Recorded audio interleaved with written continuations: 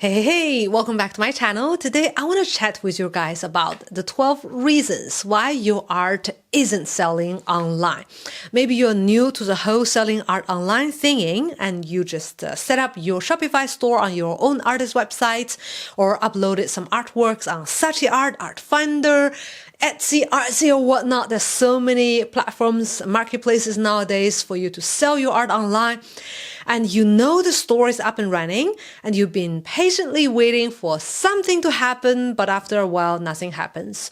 You are frustrated, disappointed, and you think the whole sell art online thing isn't made for you. Well, if you do feel like this, sorry to hear that, but I'm here to help. Be patient with me. In this video, in the next 15 to 20 minutes, I want to walk you through the most common mistakes that you might be making that are hurting your art business. This video is brought to you by our Patreon. We have a Patreon page, and thanks to our lovely patrons, we're able to make content like the one that you're watching right now. And on our website, we also make a exclusive monthly newsletter. It's not really a newsletter. It's more like educational content to our patrons. Last month, we were talking about selling art. There's one section about the mistakes.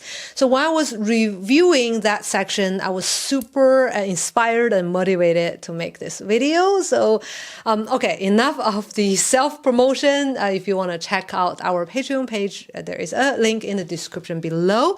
So I have divided the 12 reasons into 3 different sections.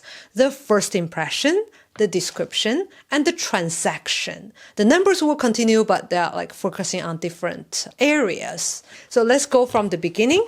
Number 1, maybe simply you just don't have enough traffic.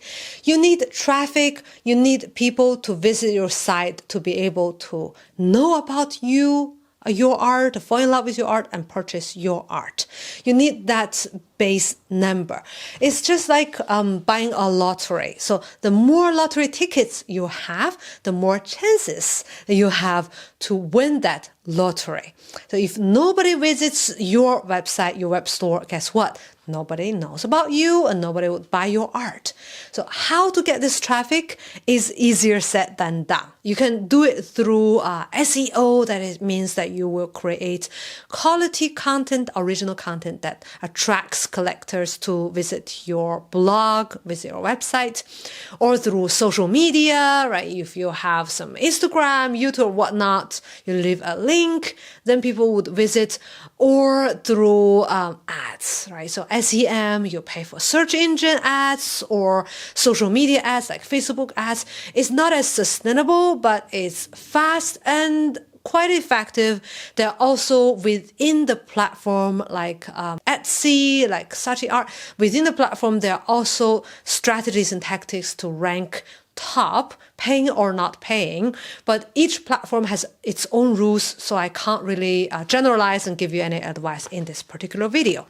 Reason number 2, your website looks fishy. And you may say, of course, my website doesn't look fishy.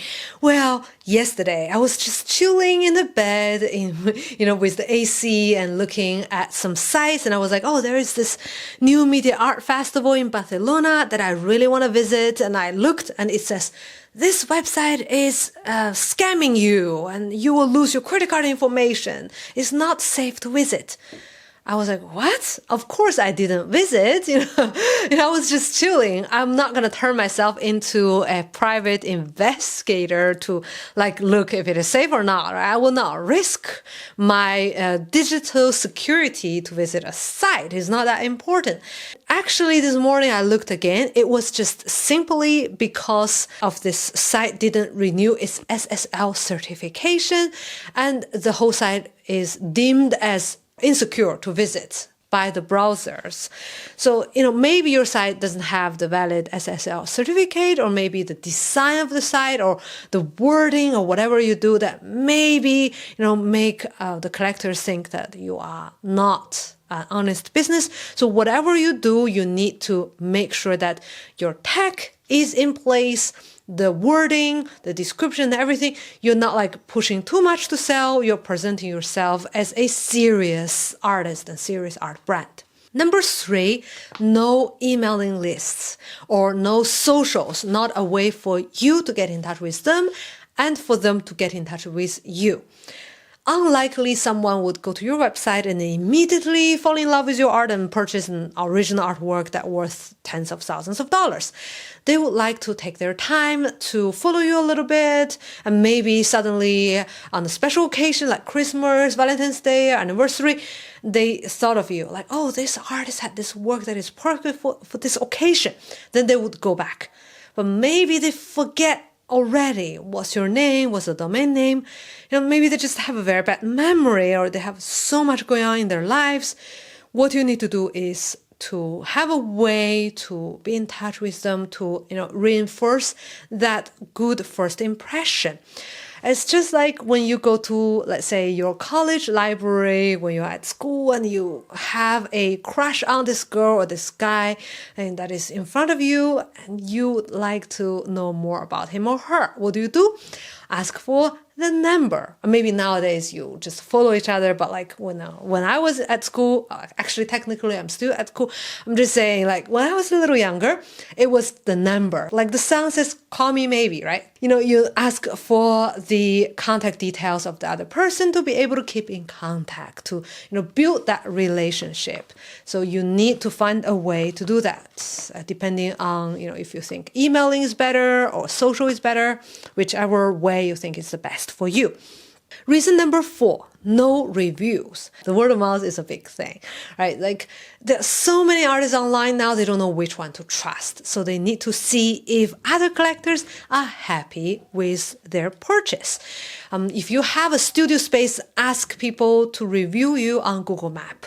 If you don't have, doesn't matter, you can ask people to give you a 5-star on Facebook, Trustpilot, or maybe just write you an email saying good things about you, right? You ask the previous collector, how is the work? Are you happy with it? And maybe this person say, oh, it looks great. My wife is happy. It looks great in our study, in our salon, whatever they say. You blur out their name and put it as a testimonial so that you could tell other potential collectors that you are a serious, trustworthy artist who means business. So the next section is the description.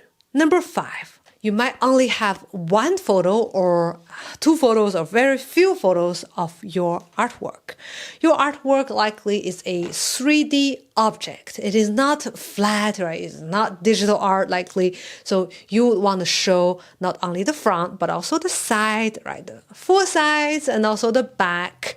And how does it look like on a desk or on a wall in the living room? So you might need to also generate some mock-ups, and nowadays it's very easy. You can also take that picture, holding it, even if it's a poster, you can hold that poster in your hands, have it rolled up, have it put up on the wall, give a good impression of how it would actually look like on your customer's wall. And the whole idea is that you're emphasizing what they're getting is not just a flat pixelated image that they are seeing on the web page, but an actual artwork that is a solid object. Number 6. Not showing the packaging. I would say anything to do with shipping involved, while the most immediate concern is, would this artwork arrive at my home in one piece, safe and sound. So if you have a packaging, maybe it's a wood box, maybe some bubble wraps, and make sure you take a photo of the packaged art. Even for an art print, show the actual roll that you will be shipping them in, so that you're giving people the sense of peace of mind, trust, and they know that you care, that they know that you're doing everything you could to send your art the best condition possible to their homes. Number 7, not showing the framing or not indicating what kind of framing. If you are shipping original artworks to a customer that is within the same country, let's say because of the social media, because of the ads, you are targeting at attract customers or collectors within your region, within your country, I would say always ship with framing, everything ready to hand, because then they don't need to worry about where to look for the frames and what kind of frames goes with the art and blah, blah, blah. The hardware is to hand. You just take a photo of everything, indicate everything is in the package, and the price is just one price for all. They will just need to receive it and hang them on the walls. If you're selling art prints, of course, it's a different story. You can say that it doesn't come with a framing, but you would recommend a certain size, maybe a certain brand, or just in inches or centimeters, what kind of framing you would recommend, what color, so that you give them an idea what to get, so they don't have to worry about it themselves. If they are getting something to decorate their homes, the last thing they would need is headaches. Number 8, not showing the editions. If you're selling a limited edition prints or original artworks, you really need to say how many in total. Let's say 1 out of 10. 2 out of 10, and also the particular edition number. Maybe you're selling 1 to 10 randomly, or maybe you're selling it particular each number. You have only a few numbers left. Indicate that. Maybe you're using a platform like Big Cartel that you can only have a certain numbers because of the payment you have, the plans you have with them. You can indicate, maybe it's 1 out of 10, but you can choose the number, first come, first served. Then the customer can say, it's a gift for the anniversary. I want the number, blah, blah, blah. So you give them the possibility to choose the number so they know exactly what they're getting. So the more detail they have, the more information they have, the more unlikely they will return or complain. The next section is the transaction. Of course, it's one of the most important section because they need to pay you. You need to get paid to make it a business. Number 9, no payment system. And you may say, of course, there is a payment system. Otherwise, what am I selling online, right? Like you have whatever the payment processor they're using. But the thing is that maybe the customer isn't from your country, isn't using the currency, isn't using the particular banking system that you are using. So you can't just say dollars only, euros only. The more options you're giving to the customer, the better it is. And I remembered a few years ago, I was buying a specific product online from a German web store, and they only accept German bank cards. And I had to keep my bank card for a few years just to use it within that store. And that has discouraged me from buying more because I knew that I wouldn't, keeping that bank account further for many years more because I'm not living in Germany anymore. But then they didn't accept Visa, they didn't accept other international cards, PayPal. So it was very troublesome.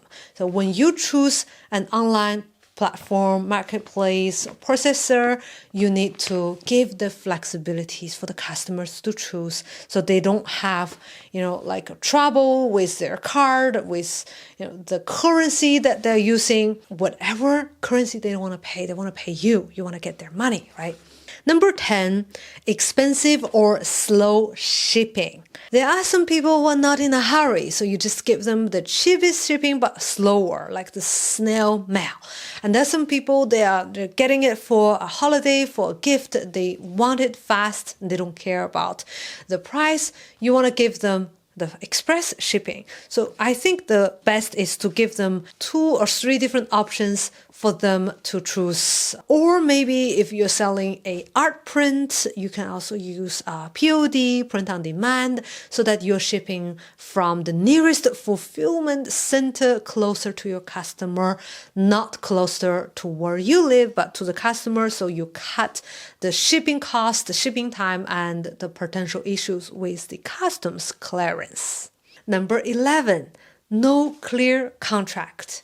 Well, thanks to nowadays the e-commerce platforms like Shopify and many other platforms out there, you can easily generate the fan prints. You don't have to know anything about the law. You don't have to be a lawyer, paralegal. You can generate it with a website service.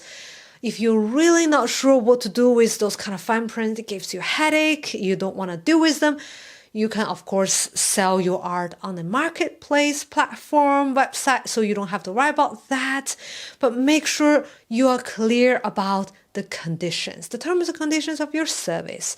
How many days they have to decide a free return. Or if they do return it without an obvious reason, do they have to pay for the shipping back, or whatever conditions you need to specify so that when they are placing that order, they know what they are getting themselves into, and also you know that what is fair, right? So like any contract, you write it before, not after. So on your web store, on your website, you need to specify that. Last but not the least, number 12, no certificate of authenticity. I believe if you're selling anything that is limited edition prints or original works of art, in editions or unique copies, you need to give a certificate of authenticity to show that there is something special about the artwork. It shows that you are professional, you care, and also it gives another layer of assurance that what they're getting is an authentic artwork, and maybe one day you become a super important artist, this specific artwork will gain value. So there's nothing really, harmful for you to give that, especially if you are processing it yourself, like it's not from a POD. If it's from POD, you can always give it in a digital format. They're getting a piece of you. That makes a special link between you and your collectors. That makes them want to get more of that. Right? Like if they're happy with that initial purchase, likely they will become a return customers. It's a lot easier to convince someone who had purchased your art before to purchase again than a complete new customer. So care for your community of collectors, give them love, tender, and care, and give them attention by placing that certificate of authenticity with that art print. There's there's no cost to you to do that. Right, so there are the 12 reasons why that your art isn't selling.